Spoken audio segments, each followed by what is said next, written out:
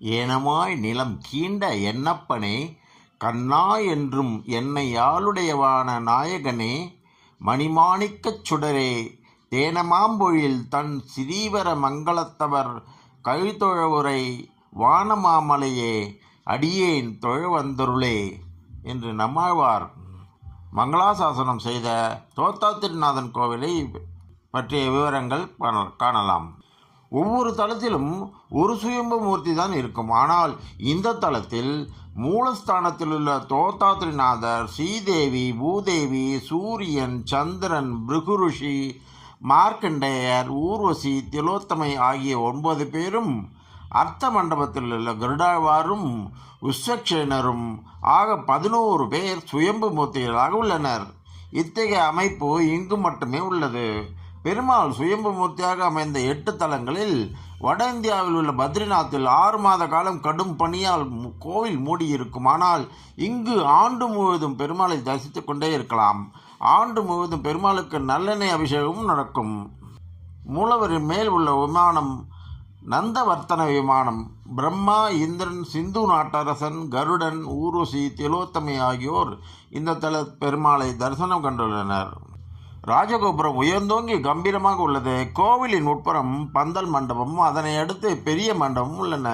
இங்கு தங்க ரதம், தங்க சப்பரம் ஆகியன இருப்பதை காணலாம். பங்குனி உத்திரத்தன்று தங்கத்தேர் இழுக்கப்படும். செவ்வந்தி நாயக்கர்கள் செய்துள்ள தெய்வ திருப்பணிகள் ஒன்று இங்குள்ள செவ்வந்தி மண்டபம். திருவிழா காலங்களில் இந்த மண்டபத்தில் உற்சவமூர்த்தி எழுந்தருளி பக்தர்களுக்கு அருள் பாலிப்பார். வீரப்ப நாயக்கர் மண்டபம் கண்டுகளிக்க வேண்டிய ஒன்று. அற்புதமான சிற்பங்கள் கலை பொக்கிஷங்களாக திகழ்கின்றன. இந்த கலைக்கூடத்திற்கு அப்பால் லக்ஷ்மிவராகர், லக்ஷ்மி நாராயணன், வேணுகோபாலன், மச்ச முதல் கல்கி வரையிலான தசாவதார மூர்த்திகளுக்கும் தனிச்சன்னதிகள் உள்ளன. கொடிமரம் முன்பு குலசேகரன் மண்டபம். இந்த மண்டபத்தில் 11 ஆழ்வார்களை தரிசிக்கலாம். நம்மாழ்வார் சட்டாரியாக உற்சவரின் முன் இருக்கிறார். குலசேகரன் மண்டபத்தில் வடக்கு நாச்சியார், தெற்கு நாச்சியார், மணவாள மாமணிகள், உடையவரான ராமானுஜர் ஆகியோரின் சந்நிதிகள் உள்ளன. மேலும் ராமர், கண்ணன், சக்கரத்தாழ்வார் சன்னதிகளும் தனித்தனியே உள்ளன. கர்ப்ப கிரகத்தில் தோத்தாத்திரிநாதன் பிராட்டியார் இருவருடனும் பட்டாபிஷேக கோலத்தில் வீட்டிருக்கிறார். ஆதிசேஷன் தங்க குடை பிடிக்கிறார். இத்தல எம்பெருமான் பிருகு மகர்ஷி, மார்க்கண்டேயர், சந்திரசூரியர், விசக்ஷனர், ரம்பை, திலோத்தமை என அனைவரும் ஒரு சேர ஏக ஆசனத்தில் அமர்ந்திருக்கும் அரிய நிலையையும் கருவறையில் கண்டு வியக்கலாம். கருவறை சுற்றியுள்ள பிரகாரத்தை வலம் வந்தால் அங்கே 32 ரிஷிமுனிவர்கள், தும்பிக்கை ஆழ்வார் ஆகியோர் காட்சி தருகிறார்கள். ஆண்டு முழுவதும் பெருமாளுக்கு நல்லெண்ணெய் அபிஷேகம் நடக்கும். இந்த எண்ணெயை ஒரு கிணற்றில் ஊற்றி வைப்பார்கள். தோல் வியாதி உள்ளவர்கள் இந்த எண்ணெயை உடலில் தேய்த்து சில சொட்டுகள் சாப்பிட்டாலே குணமாகிவிடும். பெருமாளிடம் பிரார்த்தனை செய்பவர்கள் வேண்டுதல் நிறைவேறியதும் கோயில் அலுவலகத்திலே நல்லெண்ணெய் வாங்கி அபிஷேகத்திற்கு கொடுத்து விடுவார்கள்.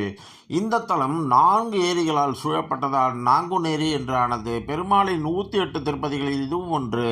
ஸ்ரீதேவி, பூதேவி சமேதராக ராஜதர்பார் கோலத்தில் அரசராக அமர்ந்திருப்பதும் இந்த தலத்தில் மட்டுமே.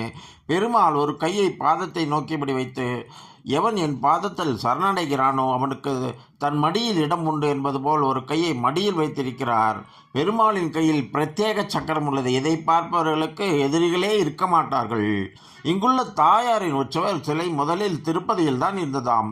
அங்குள்ளவர்கள் திருவேங்கட பெருமாளுக்கு ஸ்ரீவரமங்கையை கல்யாணம் செய்ய இருந்தனர். அப்போது பெரியஜியரின் கனவில் பெருமாள் தோன்றி, இவள் நாங்குநேரியில் உள்ள வானமாமலை பெருமாளுக்காக இருப்பவள் என்று கூறியதால் இந்த தலத்திற்கு வந்துவிட்டாள். மணவாள மாமணிகளால் ஸ்தாபிக்கப்பட்ட அஷ்டதிக் கதங்களில் ஒருவரான வானமாமலை ஜியர் அவர்களின் தலைமை பீடம் இங்குதான் உள்ளது. இங்குள்ள சடாரியில் சடகோபனின் திருவுருவம் பொறிக்கப்பட்டுள்ளது. மது கைடபன் என்ற 2 அரக்கர்களை மகாவிஷ்ணு அழித்த போது அவர்களின் துர்நாற்றம் பூமி எங்கும் வீசியது. பூமாதேவி தன் இயல்பான தூய்மையை இழந்ததால் மிகவும் வருந்தினாள். இந்த தலத்தில் தவமிருந்து விஷ்ணுவின் அருள் பெற்றாள். மாசு கழுவ பெற்றாய் என்று சொல்லி வைகுண்டத்தில் வீட்டிருப்பது போல இங்கும் வைகுண்ட விமானத்தில் ஆனந்தமயமாக பூமாதேவிக்கு காட்சி கொடுத்ததாக தல வரலாறு கூறுகிறது.